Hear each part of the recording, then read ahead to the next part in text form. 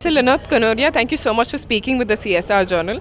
At the outset, I'd like to know your first reactions after the budget. Well, I was very happy with the budget, to be quite honest with you. I think he, first of all, said that the basic foundation of the economy is strong. Fiscal deficit, he'll reduce to 3%. Current account deficit with the export import is very much under control and is reduced. He said inflation is under control.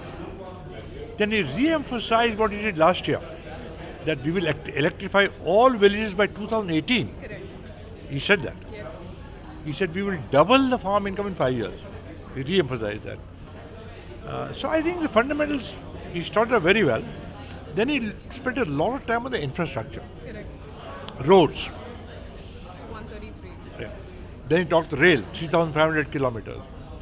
Housing, he increased the area from to carpet area now, to 660 meters, which is a good figure. So I think the emphasis is absolutely right. I think he had a little bit of a dilemma when it comes to the tax bracket. See, on the one hand, he wanted to increase the tax net. Only 3% of Indians file income tax returns. Right? So if he had raised the limit to say 3 lakhs or 5 lakhs, then the tax net would have further reduced. He did the next best thing. Reduce the tax from 10% to 5%. 5%. Yeah, I think it's a good option. The other point that he made, that if you file the tax return first time, we have one-page return and no question will be asked, which I think is a very positive kind of a signal.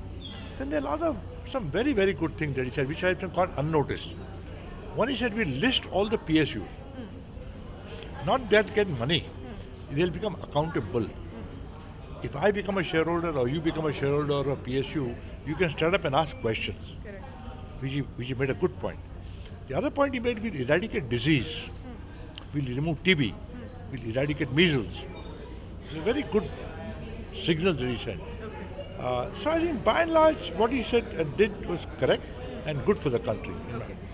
So when you say he has chosen to bring the PSUs to the forefront and make them accountable, PSUs are also the ones who contribute very largely to CSR. How do you think the announcements that he's made will affect that? See, most Indian corporates have been doing CSR contrary to popular opinion. Look at Tata, they've been doing CSR from ages. So I think all of us, Indians are very used to CSR, unlike popular opinion. And I think this 2% is a good move, and I think it has certainly resulted in some traction there. With regard to the announcements that he made for women and rural development, how do you see funds flowing in there and the change coming about on a larger perspective? Rural development is a compulsion in India because 70% of Indians live in villages. So the fact is we can't wish that away. All economists will tell you that if you develop, you've got to urbanize. But that 70% should finally become maybe 25%. But that'll take a long time. It'll take a long time. So we've got to take care of that population. We start from education. He talked about education, we noticed, that we'll do e-learning.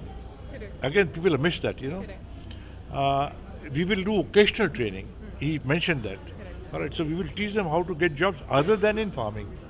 So I think he has really attacked that.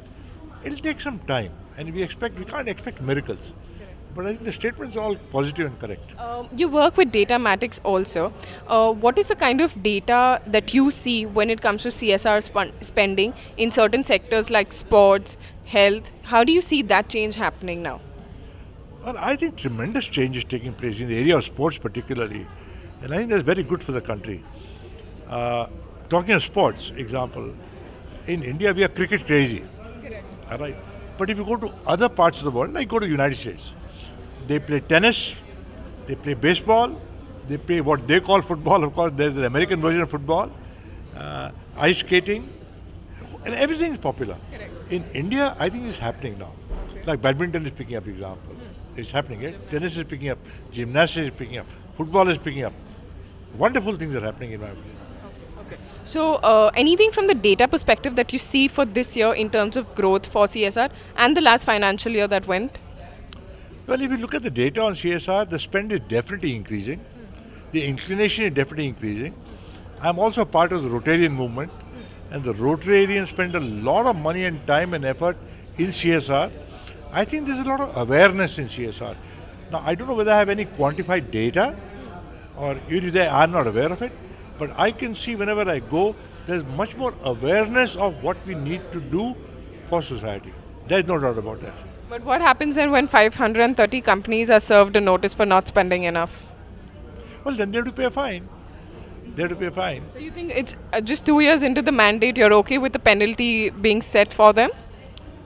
Well, I reiterate, you cannot bring change overnight. Change is the most difficult thing to bring about. Economic development is change, literacy is change. And it takes time, and you cannot expect it to happen overnight. But as long as the direction is correct and the velocity is right, I'm quite happy with that. Tell me very briefly, what is CSR to you, sir? Well, CSR is giving back to society what society is giving back to you. We are here because of society.